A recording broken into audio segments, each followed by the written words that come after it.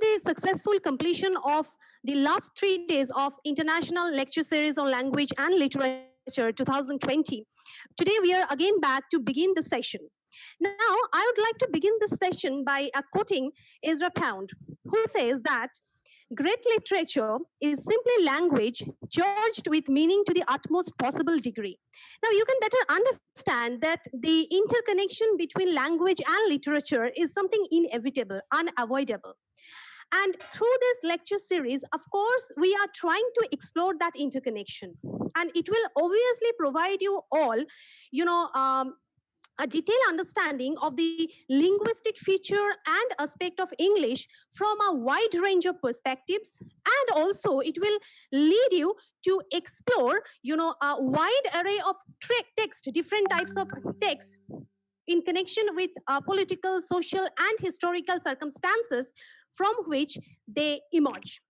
So without any further delay, I would like to introduce our speaker today, who is none other than Professor Dr. Gillian Dooley. Gillian Dooley is an honorary senior research fellow in English literature at Flinders University and a visiting fellow in music at Southampton University. Her research interests include the works of Jane Austen, Irish Murdoch, V.S. Naipaul, and J.M. Coetzee. She was the co-convener of the Immortal Austen Conference in Adelaide, July 2017. And as a singer, she has been curating and presenting programs of music from Austen's personal collection since 2007. One of her ongoing projects is creating a detailed index of each of the 500 to 600 items in the Austen music collections. Gillian has been an affiliate of the JMCCP since 2013. Ma'am, we welcome you wholeheartedly as a speaker, as the main speaker of today's program. Over to you, ma'am. Thank you. Thank you very much. Thank you.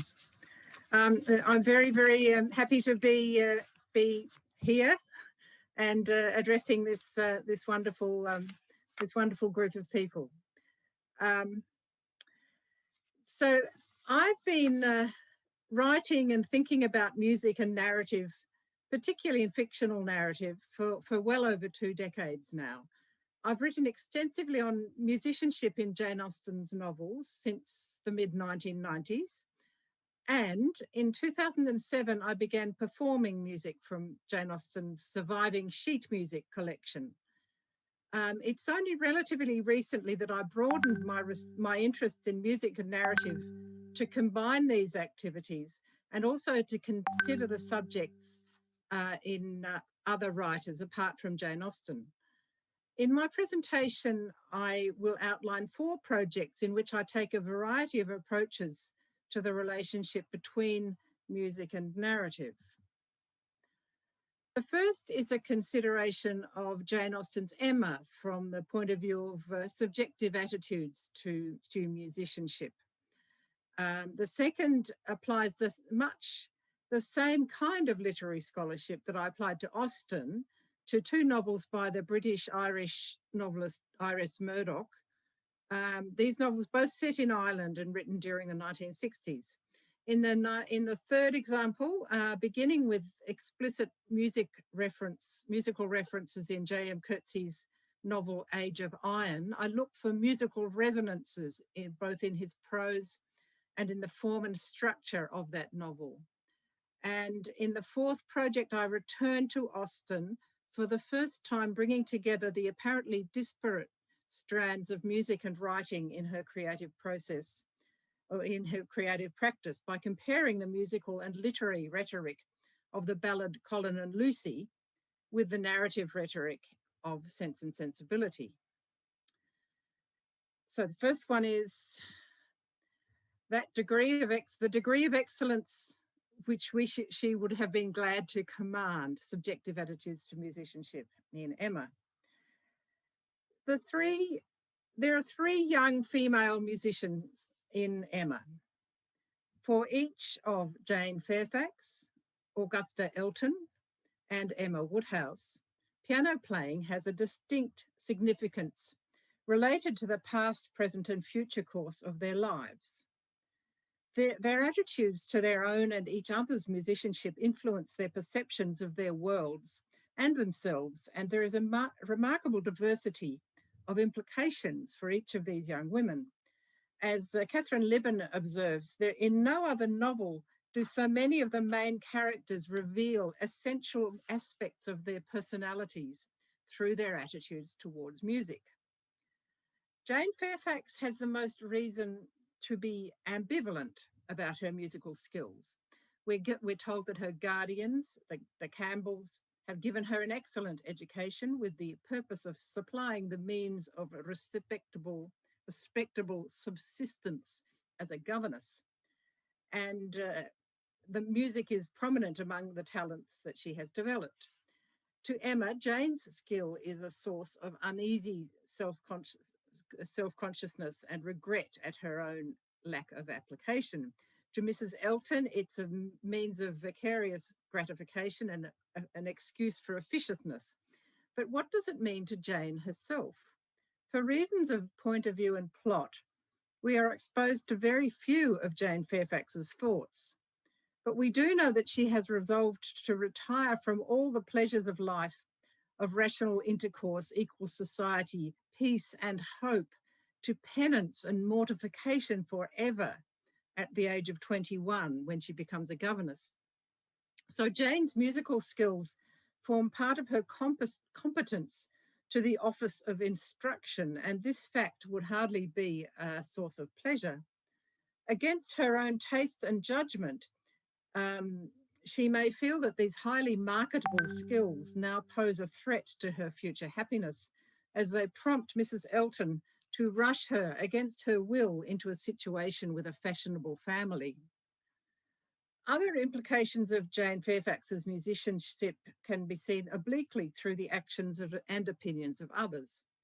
Frank Churchill's thoughtless presence of a piano adds fuel to Emma's already kindled speculation about Jane's secret romance with her friend's husband and puts her at the centre of unwelcome gossip. The pleasure Jane has in the gift would be far outweighed by embarrassment, anxiety, and guilt. So for Jane Fairfax, music seems likely to bring little pleasure, and her considerable skills are somewhat of a poisoned chalice, at least at this point in her life. One function of Jane Fairfax is to provide a standard of comparison with Emma. There's certainly a moral implication in the correlation between the application and self-discipline of these two young women and their respective musical ability. Emma has never needed to become good at anything in particular. She had always wanted to do everything and had made more progress in both drawing and in music than many might have done with so little labour as she would ever submit to. She played and sang and drew in almost every style, but steadiness was wanting. And in nothing had she approached the degree of excellence which she would have been glad to command and ought not to have failed of. Her future is secure. Her music and artistic proficiency does not have any practical consequences as it does in the case of Jane Fairfax. She has hard lessons to learn, but they will be learned without her improving her accomplishments. Nevertheless, her musicianship is important. Firstly, it shows her character as it stands at the start of the action. And secondly, it illuminates and partly explains her feelings for Jane Fairfax.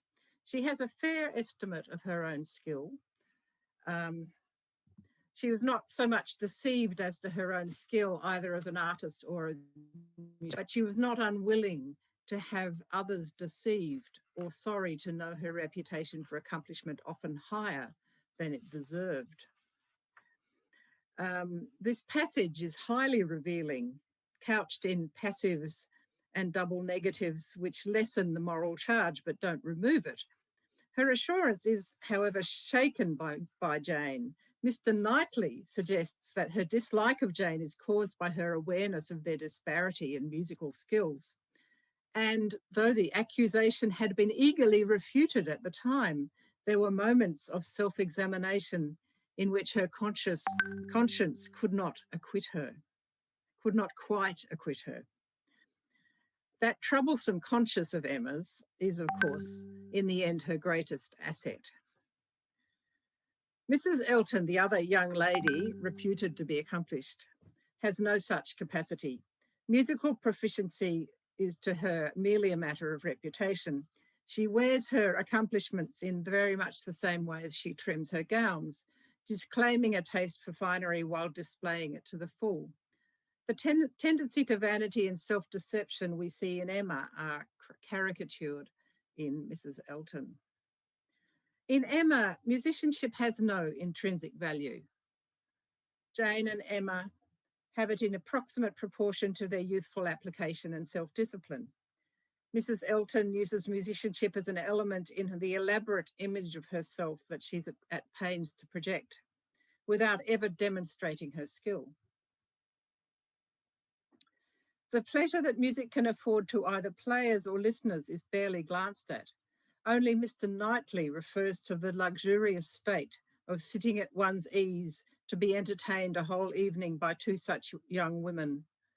That's Jane and Emma. Sometimes with music and sometimes with conversation. He also mentions the pleasure it must be to Jane to be able to play at Hartfield. This is the only hint that she takes pleasure in music at all.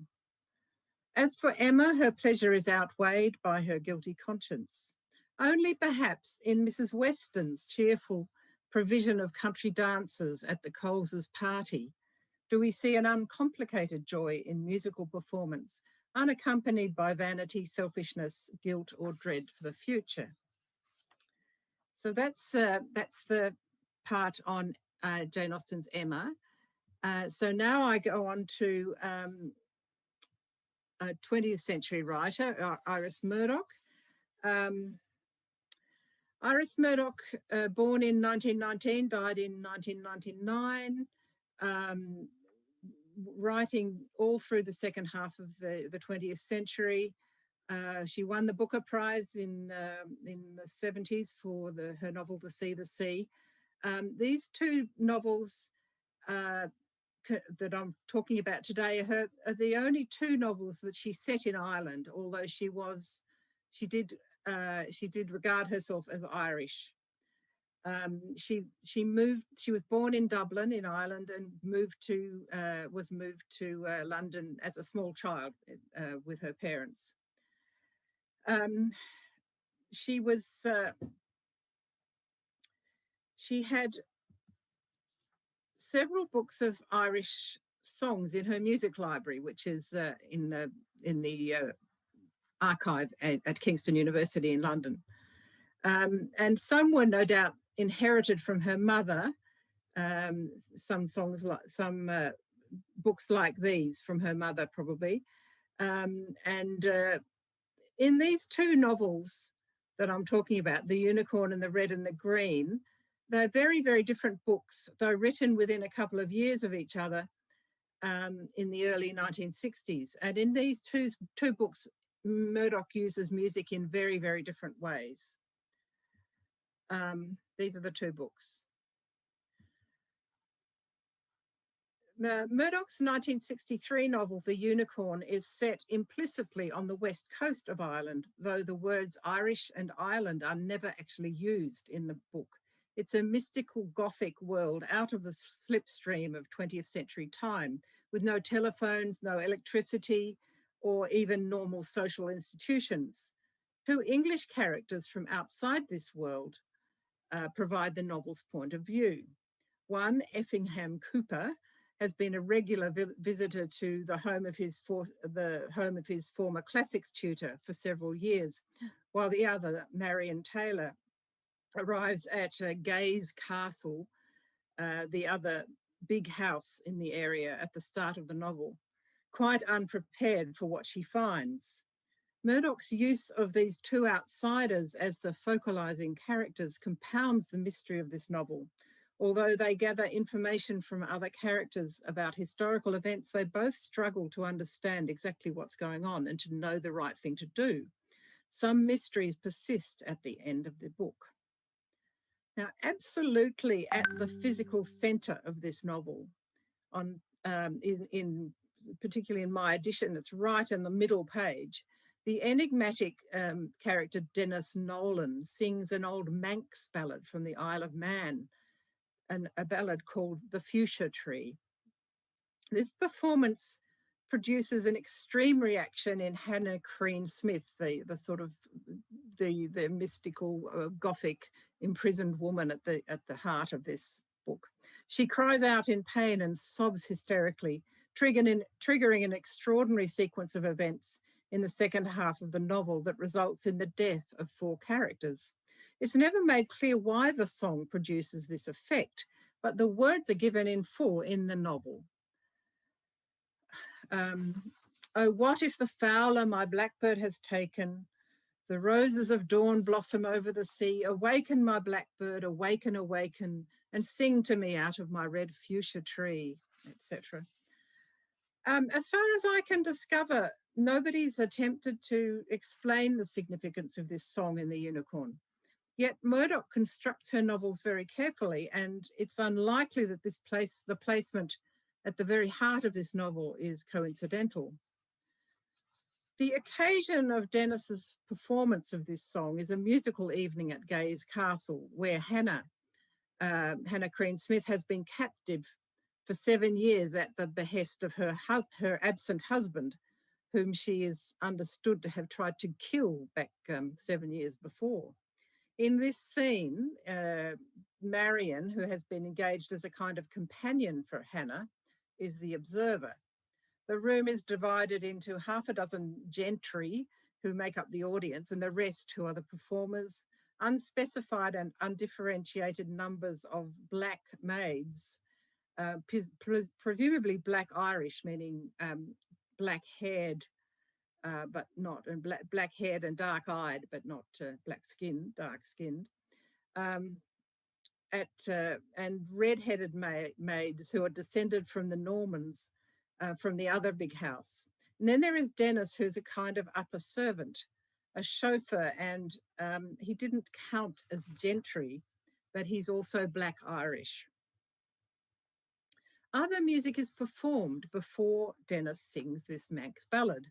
There are some classical piano pieces, and 2 of the black maids sing something upon a sort of stringed instrument which Marion had not seen before. The noise was twangy and confused, but not unpleasant. And 2 more of the black maids sang songs, 1 in English and 2 in their own language, presumably the Irish language. Although it's through Marion's consciousness that the effects of the music are described, we are told that she did not understand music, so she's an unreliable witness. She doesn't know what the Irish instrument is. She doesn't understand the words of the Irish songs. She's also preoccupied pondering her plan to rescue Hannah with the help of Effingham, to kidnap her and set her free from her captivity. Startled back into awareness by Dennis's approach to the jet black grand piano, she's prepared to be embarrassed by witnessing a mediocre performance by someone she likes. But when he starts singing, with a relieved surprise, with a strong shock of pleasure, which drove all other thoughts from her mind, she realized that Dennis had got an exceedingly beautiful tenor voice. His first song was a local ballad sung to a sad, monotonous little tune, followed by 2 Elizabethan songs from the 16th century English songs, full of grieving intervals and grave spondaic cadences. Marion thoroughly enjoys and is enchanted by Dennis's singing, and she exchanges approving looks with Hannah. She senses in the singing an elusive sense of drama, a mounting atmosphere, as if the audience were sitting forward in their chairs ready to participate in some marvellous transfiguration. Yet Dennis himself seemed by now almost invisible. So much had he made sound sovereign over vision. Despite the sadness of the first 3 songs Dennis sings, it's only this 4th song, The Fuchsia Tree, that elicits an extreme reaction from Hannah. She has apparently been quite composed during the previous three songs. There must be then in this song, which is at the epicenter of the novel and which makes Hannah break down so spectacularly, some special significance. The most likely explanation of Hannah's reaction is that the song has some relevance to her situation, probably to her relationship with Dennis. Almost everyone in the novel is in some way enthralled to Hannah, but it's not till the end that Dennis confesses to Marion that he loves Hannah so much that he has murdered her husband, Peter. In an enigmatic scene early in the novel, Dennis cuts Hannah's hair while Marion is in the room. This is where she first notices that he is quite a good-looking man with his blue-black hair and his kingfisher blue eyes. She also observes Hannah's air of feudal indifference about Marion's presence at this rather intimate occasion. I really don't know what I'd do without Dennis, she says. Her head immobile under the still active scissors, she reached a hand back and took hold of Nolan's tweed jacket. Her hand nuzzled into his pocket. After the haircut, he gathers the clippings from the floor and she caressed his shoulder with a light, almost shy touch. Later in this rather uncomfortable scene, Hannah says to Marion, Dennis is very clever. You should hear him play the piano and sing. After he leaves the room, Marion remarks that Dennis seems very devoted. Hannah replies, I think he would let me kill him slowly. There was a startling possessive savagery in the words that was oddly at variance with the accustomed douceur of Hannah's way of talking. There's clearly something going on between Dennis and Hannah, some history of attachment, though not an affair. We're told later that although he's over 30, he's still a virgin. Dennis is customarily reticent and not given to explaining all his secrets, as Marion has already found. So how can we interpret this song? Oh, there we are. The singer has a blackbird, which lives in a fuchsia tree. A fuchsia tree, I'm not sure if you're familiar, but it's a beautiful flowering tree. In the garden. The blackbird is threatened and apparently taken by a fowler, a bird catcher. Who is the I of this ballad? Who is the blackbird and who is the fowler? Blackness recurs, the black Irish characters with their blue-black hair, the black cliffs of the Scarron, which is Murdoch's fictional name for the Burren in County Clare on the west coast of Ireland. Even the sea sometimes seems black. As Donna Carpenter notes, Murdoch's unnaturally dark shading evokes the supernatural and sublime. Dennis is the only major character who is black Irish. Is he then the blackbird? Is Hannah the blackbird's owner? That does make sense in a way given their feudal relationship, but no one's threatening to take Dennis away. Or is Hannah the blackbird? Marion and Effingham are planning to take Hannah away, though neither Hannah nor Dennis know that. 7 years earlier, the son of the household at Ryder's, Pip, the other house, Pip Lejour, had an affair with Hannah, the cause of her husband's jealousy and her confinement. Pip watches Gay's castle through his field glasses, perhaps watching for his chance to take her away. And he hunts game on Hannah's land. In one scene, members of the households meet and Pip is found to have two of Mrs. Creamsmith's fine birds on him. Pip smiled. He turned towards Dennis, and Dennis, as at a prearranged signal, stood before him. He handed over the pheasants and then began to walk away without haste in the direction of Ryder's. The little incident had the slow ease of a well-rehearsed ceremony or something out of a ballet. Is Pip the fowler then? He has taken Hannah in one sense and seems to threaten to take her away more literally. Before Gerald's remark about Hannah's fine birds prompts Pip to hand over the game, Marion had exclaimed with pity at the sight of the dead birds. It's also significant that it's to Dennis that he returns the captured birds. The eye of this song weeps all the day by the red fuchsia tree. There are literal fuchsia trees all around Gay's castle. They're mentioned several times, and in fact, when Effingham and Marion try to kidnap Hannah to set her free, shortly after this musical evening, they're driven off the road into a clump of fuchsia trees. And this is where their ill-fated attempt ends. Marion is the one who is left weeping by the fuchsia tree.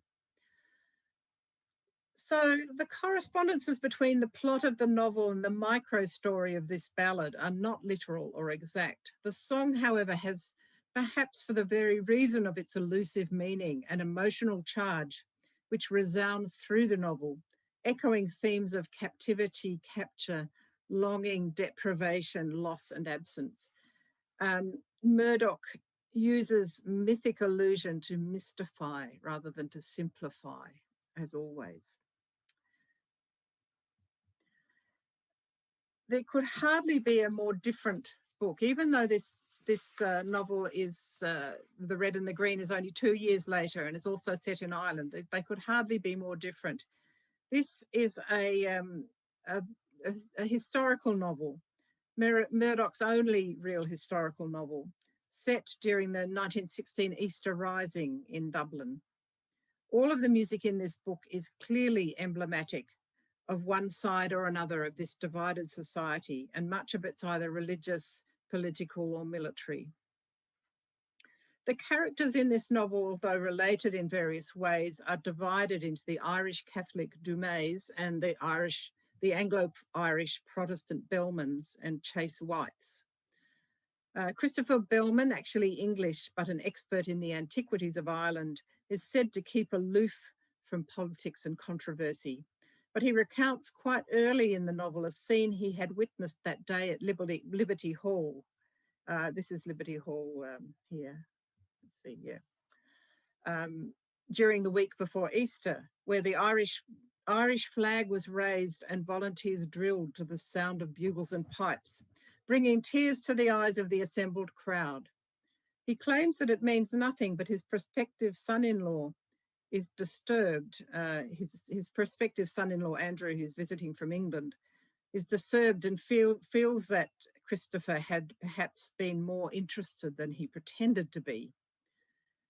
The power of music had also been evident to Pat Dumais on St. Patrick's Day 1916, when the volunteers had taken the city over. They had marched straight from Mass, 2,000 strong, disciplined and armed, to the sound of their pipe bands. Dublin stood and watched them like a breathless, enchanted girl. Pat felt that they could have taken Dublin that day. The violence inherent in the juxtaposition of Dublin likened to a girl and Dublin being taken is telling. In one important scene between Pat and his younger brother, Cathal, the boy is singing Irish nationalist songs, The Red Above the Green and Bodenstown Churchyard, by the 19th century Irish patriot, Thomas Davis. Pat complains, if you sing that song, you ought to sing it seriously. In the earlier passage about the St. Patrick's Day March, another of Davis's songs, Oh, for a Steed, a Rushing Steed, had been mentioned. Pat had no illusions about the difficulty or the sheer ugliness of the kind of struggle he was engaged in. Let's see if I've got this, yeah. He would have liked a cleaner, straighter fight, a steed, a rushing steed on the Curragh of Kildare, 100 yards and English guards, the sort of song that Cathal sang. As it was, his choice and his justification would be lonely and secret, and the killing he would do would look like murder. But that's how it had to be. So this argument between the two brothers is more than just aesthetic taste.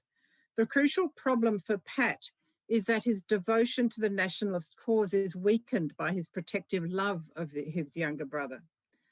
Cathal is only 14, but desperate to join the fight, and Pat is just as desperate to prevent him. Sure, 'twas for this Lord Edward died and wolf tone sank serene, because they could not bear to leave the red above the green, sings Cathal. Pat says dying isn't sinking serene, bad poetry is lies. Cathal's head, full of bad poetry, feeds his enthusiasm for the fight. Pat tries to dispel the myths these songs encourage, emphasizing the brutal reality of the struggle, and will go to any lengths to stop his brother participating. Later, Pat hears drunken men singing the soldiers' song in the butt bar. Immediately afterwards, he sees Cathal talking to one of the nationalist leaders, James Connolly's men, carrying Pat's own rifle, evidently purloined from his room. The Soldier's Song, composed a few years before, before the Rising, later became Ireland's national anthem. Republican Ireland's national anthem. Hearing this song sung drunkenly only heightens Pat's alarm at seeing his brother in the act of committing himself to the fight. Pat's cousin, Andrew Chase White, is also a soldier, but he's in the British Army, fighting in the First World War. He's on leave, visiting his mother and Irish relations in Dublin. Andrew contemplates the Christian music he encounters with distaste. In Ireland, religion was a matter of choosing between one appalling vulgarity and another, he thinks, upon hearing Protestant children singing enthusiastically. And later his depression is confirmed by hearing his Anglican mother singing the hymn, When I Survey the Wondrous Cross. Her brother, Barnabas, a Catholic convert, is both oppressed and excited by the church music he hears during Passion Week, leading up to Easter and on Easter Day. And this music contributes to a turmoil of emotions in this troubled and vulnerable man. Iris Murdoch herself enjoyed singing and knew more about music than she had liked to admit, perhaps intimidated by the profound erudition of some of her Oxford friends. So her collection of music includes several of the pieces mentioned in these two novels, including the Roger Quilter setting of The Fuchsia Tree. Perhaps it's surprising that this pivotal song in The Unicorn is a Manx ballad from the Isle of Man rather than an Irish one. Local songs are mentioned, but the locality isn't specified. But maybe perhaps because of the carefully non-explicit, though hardly hidden Irishness of the book. In The Red and the Green, the music she mentions is almost always political or religious, and has an affiliation to one side, the red of the English and the green of the Irish, in this conflicted society. In these two very different novels, Murdoch takes for granted the power of song to influence emotions and behaviour.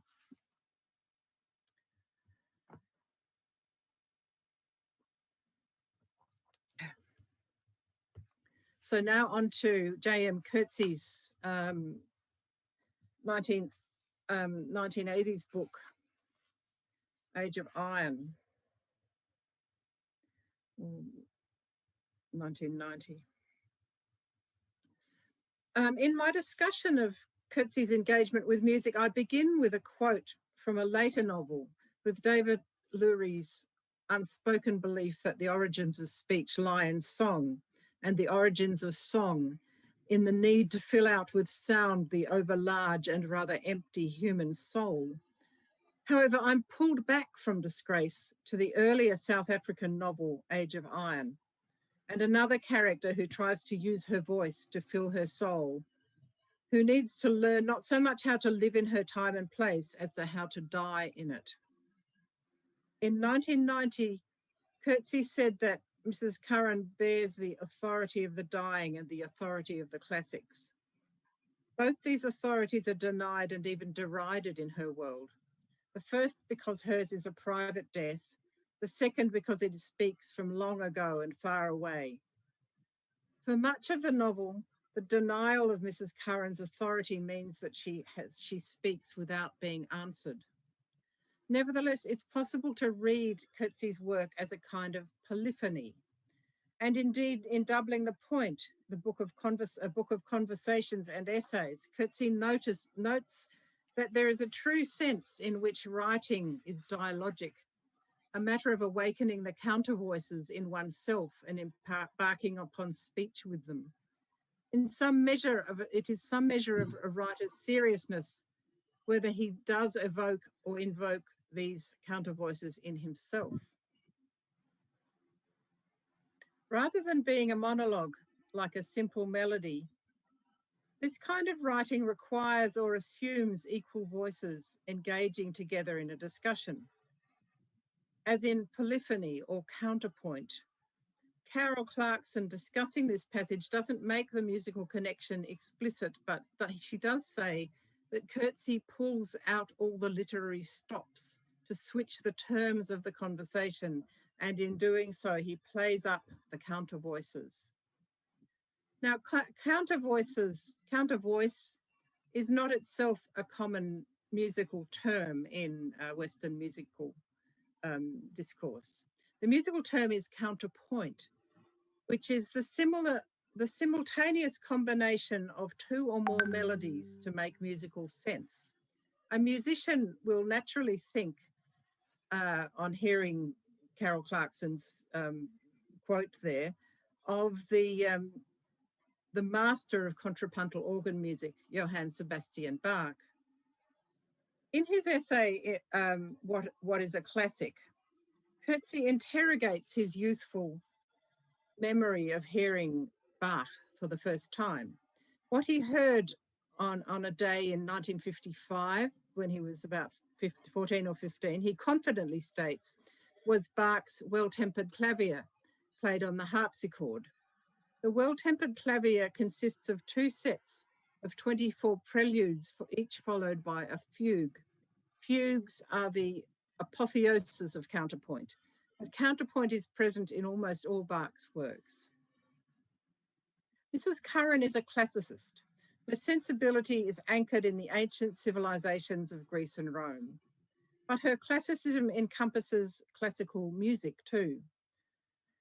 So-called classical music. Early in the novel, she sits at her piano and plays clumsily over and over again the first fugue from Book 1. And this is the sheet music of that.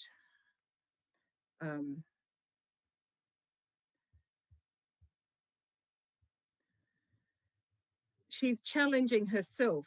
Amateur pianists can often manage the preludes, but the fugues are a different matter. Mrs. Curran makes music despite her difficulties. The sound was muddy, the lines blurred, but every now and then, for a few bars, the real thing emerged, the real music, the music that does not die, confident, serene. The confidence and serenity of Bach seems bound up with her ability to face death. Coetzee writes of Bach in his essay, What is a Classic? In Bach, nothing is obscure, no single step so miraculous as to surpass imitation. Yet when the chain of sounds is realized in time, the building process ceases at a certain moment to be the mere linking of units. The units cohere as a higher order object that I can only describe by analogy as the incarnation of the ideas of exposition, complication, and resolution that are more general than music.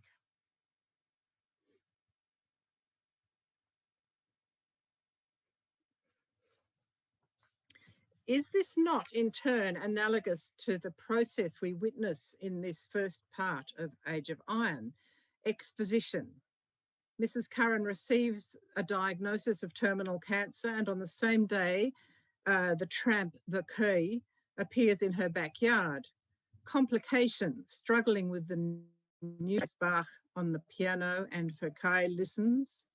She talks of cringing, evading the truth by not thinking of death. She plays Bach again, this time on the record player. Resolution, she sees Vercueil listening to and imagines making love with him, at first with distaste, but then with more acceptance, foreshadowing her willingness at the end of the book, at the end of her life, to face Fouquet in the embrace of death. There's two souls twined together while listening to the Goldberg variations, foreshadows the moment when Fouquet first responds to her verbally. He was learning to talk to me. He was learning to lead me on. I felt an urge to interrupt. It is such a pleasure, I wanted to say. After long silence, it's such a pleasure. At last, she has a real counter voice. Rather than the absent daughter she has to call up in her imagination with impassioned appeals and rhetorical questions in her letter, or occasionally on the telephone with love but not truth. Perhaps there is an analogy here between Bach's works for solo instruments. Though there is a single line, they have the complexity of a contrapuntal work. Other voices are implied. The ear supplies the harmonizing counter voices, and also his two-part inventions, perhaps. In the immediate aftermath of writing Age of Iron, Coetzee said to David Atwell, I think of my own prose as rather hard and dry, but there remains in me a tug towards sensual elaboration, towards the late romantic symphony, and away from the two-part invention, say.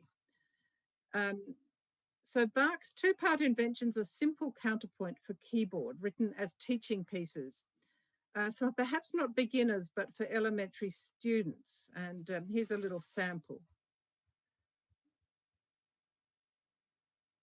Just play a bit.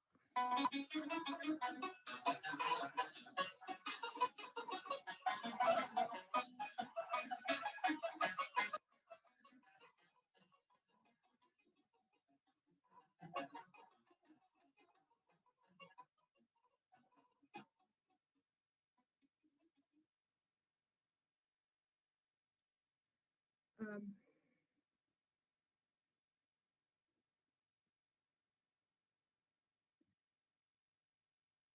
um, in choosing Bach's music for elementary students as one axis on a continuum with late romantic symphony at the other end, Coetzee allows for a huge range of diversity of music. They are almost as different as music can be. The invention can be played by one inexpert player, pianist or harpsichordist. The late romantic symphonies of Mahler, for example, need large and expert orchestral forces. Along that spectrum lie Bach's choral works. Mrs. Curran's love of Bach doesn't stop with the works for solo keyboard that she plays herself. As she approaches the settlement of Guguletu, which is being destroyed by violence and fire, she hears a noise which at first might have been taken for wind and rain, but which began to break up into shouts, cries, calls over a ground bass that I can only call a sigh, a deep sigh repeated over and over as if the wide world itself were sighing. This musical illusion most vividly evokes the opening chorus of Bach's St. Matthew Passion. I'll play a little bit of this.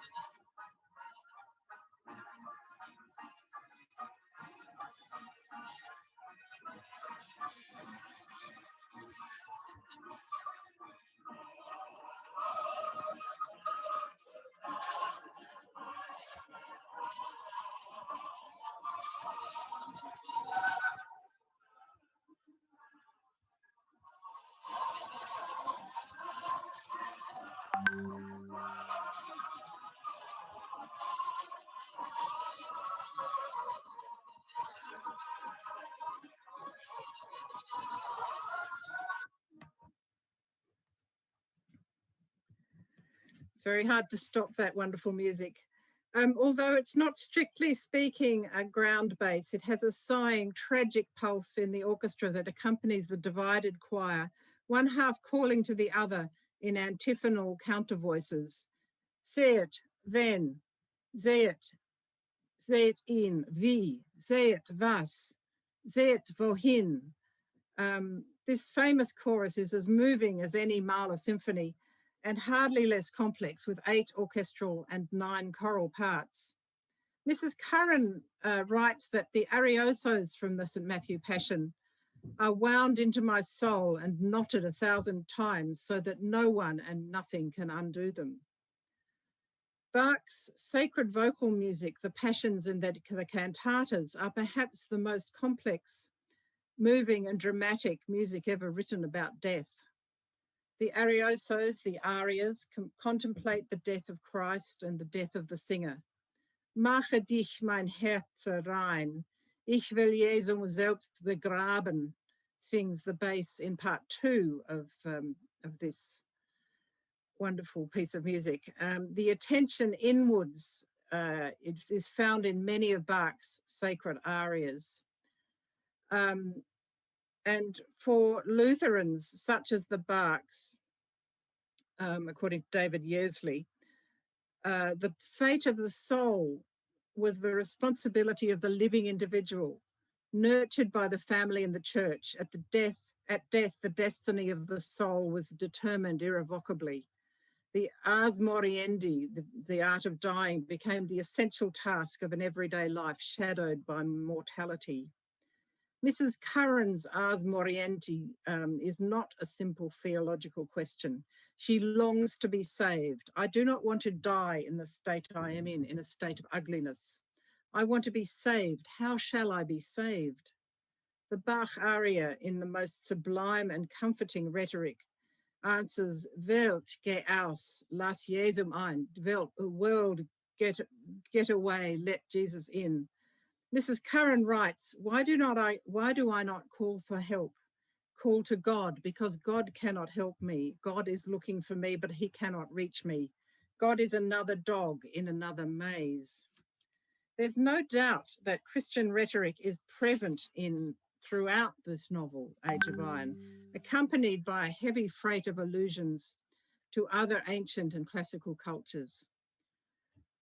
However, I think it's possible that much of the Christian rhetoric that we find in Mrs. Curran's account is mediated through the Lutheran ethic of Bach's sacred music.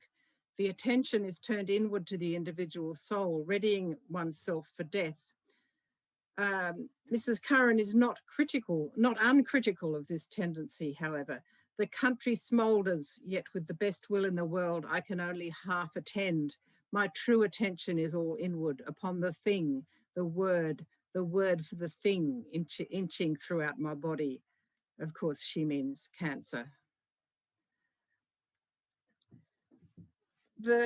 This quotation here is Edward Said writing about Bach.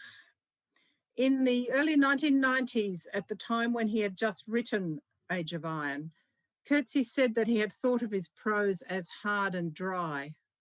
The description I've just quoted on the screen here seems to be just as apt for the virtuosity of much of Coetzee's prose.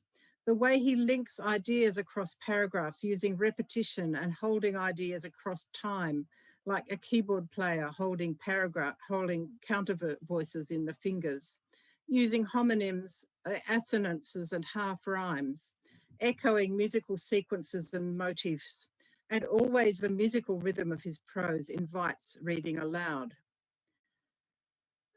It may be perverse to take the belief of a contrarian character like David Lurie in Disgrace, whose other opinions are so clearly at odds with that of Disgrace's implied author, as some kind of manifesto from Coetzee himself.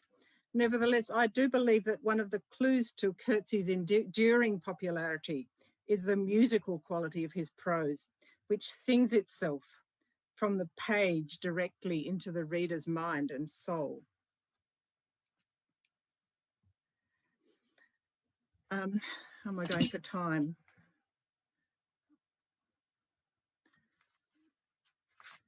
So one more part to my presentation. Marion and Willoughby, Lucy and Colin.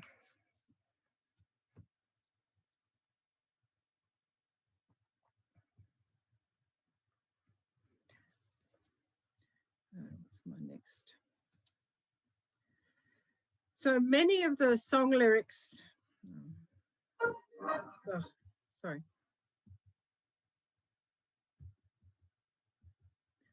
Sorry, starting again. Many of the song lyrics in Jane Austen's personal music books are couched in the sentimental, poetic diction prevalent in the 18th century. So these are books, these are not things she wrote herself. These are things that she copied from, she collected from other composers, other writers and composers of music. So they often have highly conventional pastoral settings and imagery. Among these is a long ballad titled Colin and Lucy, which is a 1783 setting by Tommaso Giordani of a 1725 poem by Thomas Tickell, or Tickell, describing the betrayal, death and revenge of a wronged woman. The printed music of this ballad is in a custom-bound volume, inscribed by Jane Austen, and it seems you can see her signature there, very small. And it seems likely that she was familiar with it and probably sang and played it herself. Several incidents included in this song are echoed and perhaps deliberately parodied in Austen's novel Sense and Sensibility, although the rhetoric and imagery are strikingly different. The novel's language, though often dramatic, is matter of fact and literal. Austen, intentionally or not, alters and undercuts its poetic imagery in her treatment of similarly dramatic, though not fatal events in the novel. Now, Giordani set the 9 stanzas, the 9 verses of Tickell's ballad for high voice with piano accompaniment in 7 through composed sections. So this is the first section of Colin and Lucy. The first section of Leinster, famed for Maiden's Fair. Leinster is a part of Dublin, or an area near Dublin. This is marked larghetto, which is sort of slowish but not too slow, reasonably sedate expository piece in common time with an 8-bar piano introduction. Pairs of reversed sequences mimic the Liffey's reflection of Lucy's face.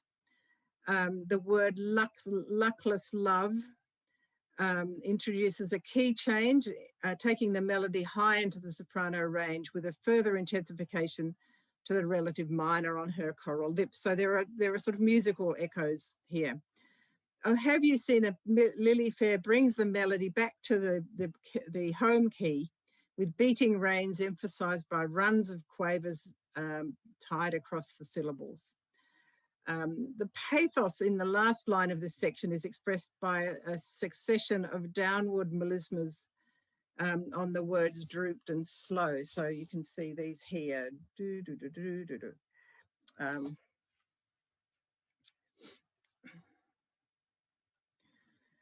Despite the elevated poetic rhetoric of the lyrics, the music in this first section has more in common with the opening chapter of Sense and Sensibility. It's not without dramatic intensity, but is in essence expository, restraining any tendency to excess. The voice is the narrator's, sympathetic but impersonal. Unlike Lucy, introduced at the beginning of the poem as the Grace of Leinster, famed for Maiden's Fair, Marion is not physically described in any detail until the beginning of the beginning of chapter 10 of Sense and Sensibility. We go. when we've already heard quite a lot about her temperament and the sort of person she was. So this is the first description of Marianne physically. Marion was still handsomer than Eleanor. Her form, though not so correct as her sister's in having the advantage of height, was more striking, and her face was so lovely that when in the common cant of praise she was called a beautiful girl, truth was less violently outraged than usually happens. Her skin was very brown, but from its transparency, her complexion was uncommonly brilliant.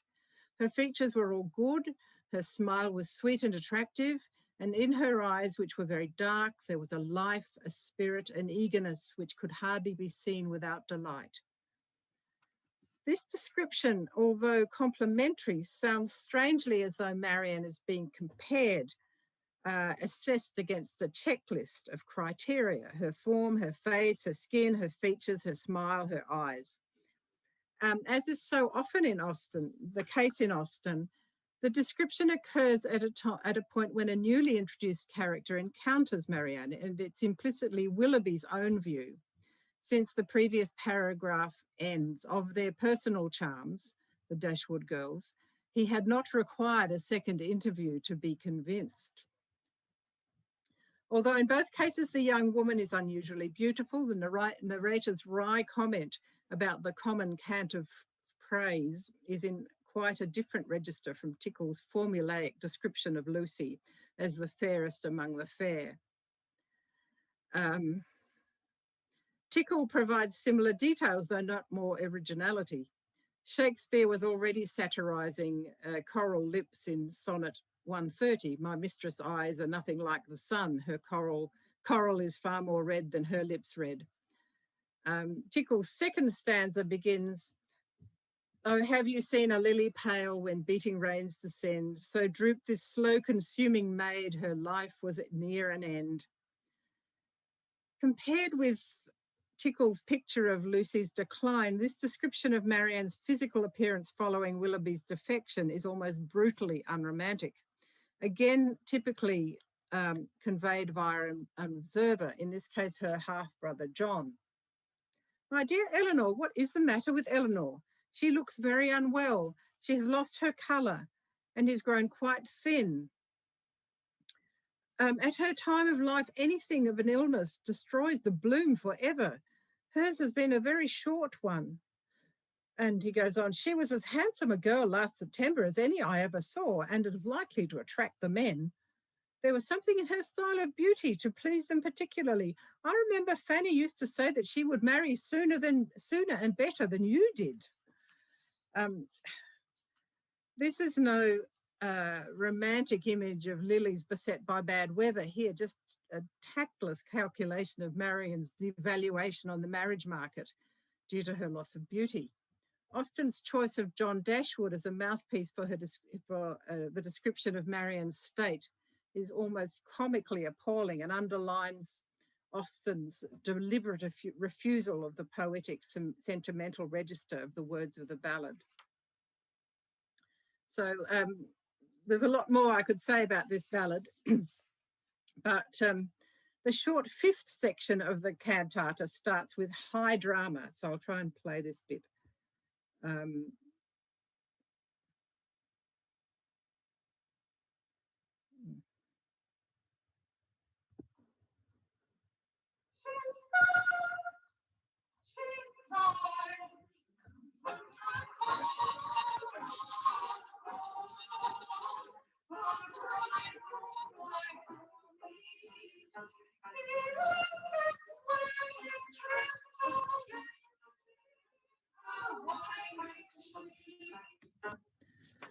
So you see the kind of rhetoric there. It's declaimed that she spoke, she died, declaimed in stark, unadorned, tonic dominant dyads. The section then continues dirge-like with his wedding trim and her winding sheet repeated. He in his wedding trim so gay, she in her winding sheet, that means her, she in her shroud to be buried. And it was repeated. This is repeated again at the end, accompanied only by octaves in the piano part.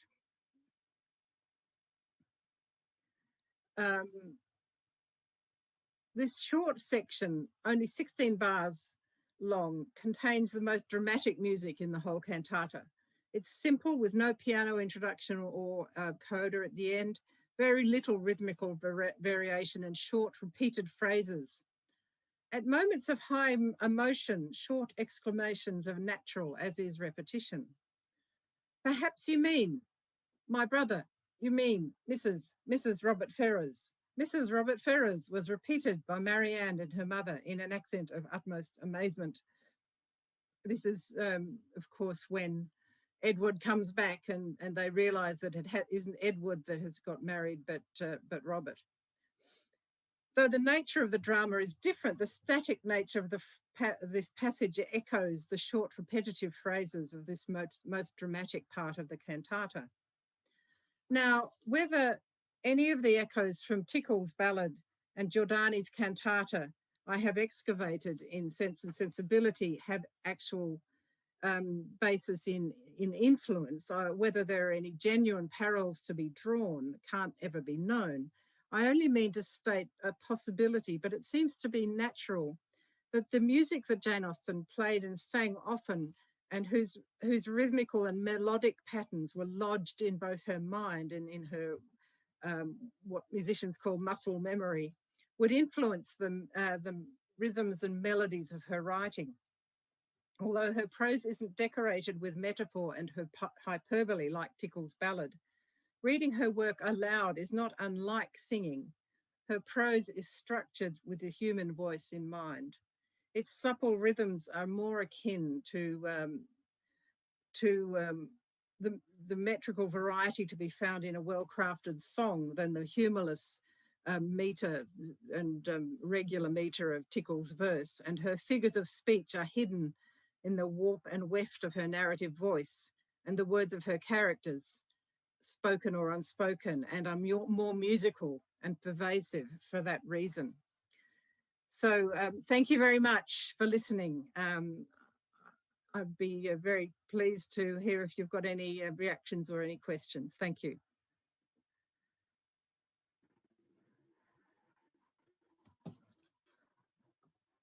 Thank you so much, ma'am, for such an informative and insightful session. It was a lovely session. So, ma'am, there are various comments regarding the session, that it's a wonderful session, very lucid presentation, etc. Along with that, am I audible? Yes. Yeah. Yeah. Okay. So along with that, we have some questions for you. So the first question I would like to ask you, it's from Sana Tabassum.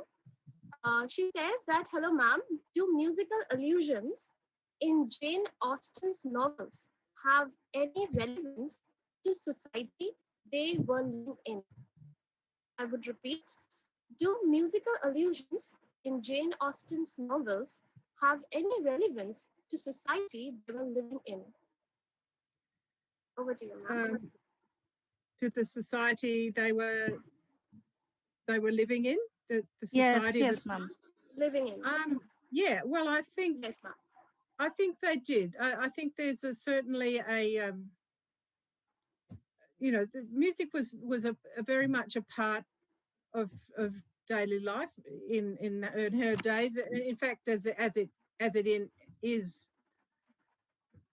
still for most of us. Music, of course, then as you know, when you think about it, if you didn't actually make music, if you didn't play music or didn't have someone among your friends or your family who played music or sang, you wouldn't probably hear music very much, because going to public concerts wouldn't be so easy, especially if you didn't live in a big city. So being a musician was in a way a socially valuable thing at the time, and that's often Austen often sort of makes that that clear. And also music can be an inner resource for someone like Anne Elliot in Persuasion. Music is a resource for herself, for her solitude, uh, to nurture her own sense of self. Yes. Mm. Thank you so much, ma'am, for answering this question. We have another question for you. The question is, J.M. Coetzee has written, music expresses feeling, that is to say, gives shape and habitation to feeling, not in space but in time. So, what did he mean by the term habitation of feeling here? Shall I repeat, madam? Yes, the last bit, the term. Okay, okay. So, yeah, the term habitation of feeling. Habitation. Habitation of feeling. Yes. Right. Yeah. In this particular context, where Coetzee has written that music expresses feeling, that is to say, gives shape and habitation to feeling, not in space but in time. Yeah. Okay.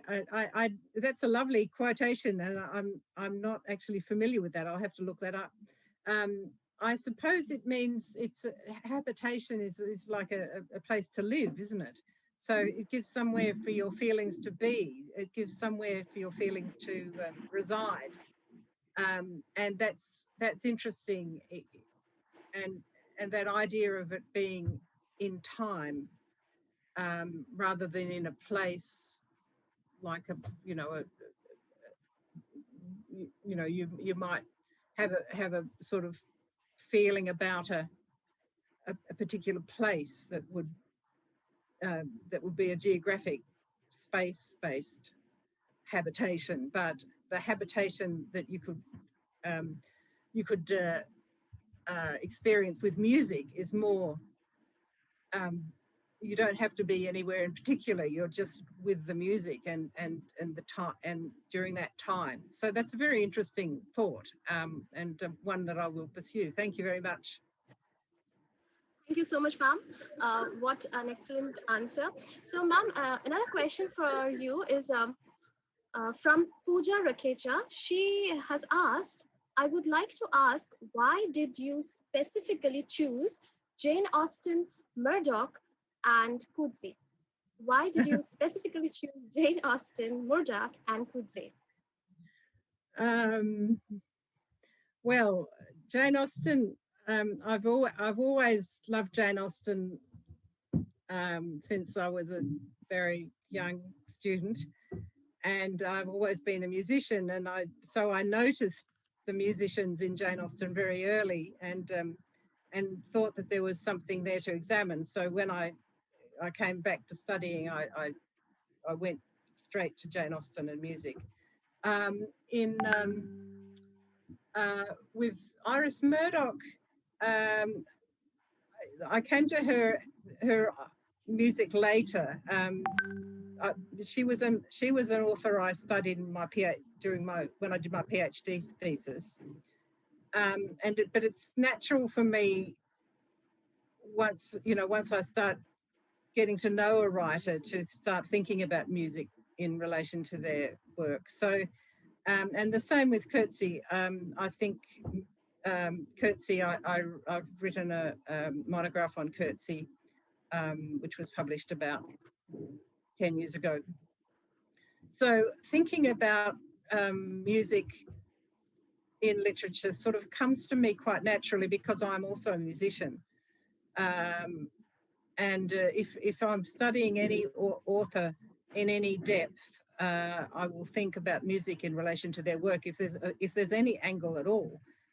I haven't found one with V.S. Naipaul yet. He seems to really dislike music. So that's an interesting.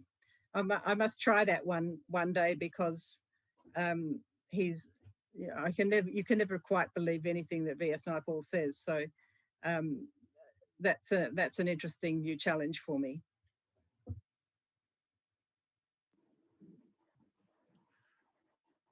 Thank you so much, madam, for answering the question. And we had a lovely session with you. So it was great having you with us. It was a great pleasure. And madam, we are looking forward to have you in our conference as well. It will be held in December. So once again, thank you so much from the full on behalf of the full organizing committee. And thank you so much, madam, for joining us. Thank you very much. Thank you. Thank you, ma'am. Okay, so now I would like to hand over the session to Abhishekta ma'am. Abhishekta ma'am. Okay, thus we come to an end of the fourth day of our international lecture series. Thank you, Gillian ma'am, once again for sharing her ideas with all of us. And so we look forward to the last day of the event, that is tomorrow. So tomorrow we have two sessions. We will be having one workshop on educational psychology tomorrow, and there will be one session by Dr. Binu James.